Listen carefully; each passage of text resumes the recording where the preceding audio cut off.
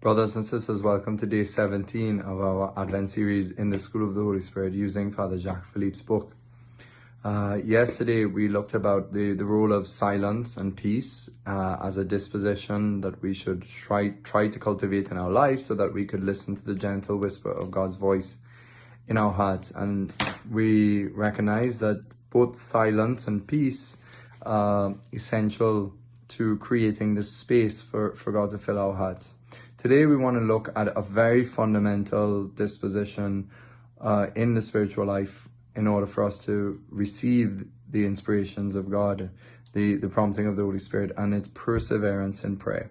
So many of you have followed the series we did on contemplative prayer, and a lot of that could be used again now to remember that contemplative prayer is being disposed so that God would join us to himself in a loving knowledge of his presence, and that knowing that Christ is present focuses the mind and the heart on him, and therefore that something happens when we enter deep contemplative prayer, when we enter that mental prayer of being aware of Christ, is that our heart starts to open, our soul starts to open, and light and grace start to flow into the deepest center of our being, you could say.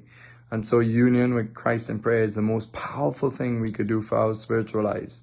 And it's faithfulness to prayer, and attentiveness to God in prayer, to the silence of prayer, listening to God, trying to listen deeply with all our hearts to what the Lord might be putting in our hearts in silent prayer, will be a posture of listening that we will carry over into the rest of our lives. So we said that on the series we did on contemplative prayer, that, we cannot expect to be attentive to Christ throughout the day if we don't have solid moments where we try to be only attentive to Christ, not just doing a duty, a task, but that habit of being open to Christ will carry over, spill over into the other moments of life. And so it's the same thing with perseverance to prayer. Faithfulness to perseverance to prayer is a major condition to keeping ourselves open to the Holy Spirit. And again, this is something we have to fight for. We have to fight with a dogged determination that the prayer is the most important thing of our day. That many distractions will come, many good things will come to distract us from the Holy Spirit, and to distract us away from listening to the Holy Spirit. So, but we need to just set out with that firm conviction and decision to stick to it, to stay the course with prayer. And that determination, as I said, will spill over into the rest of our moments of our life, where we could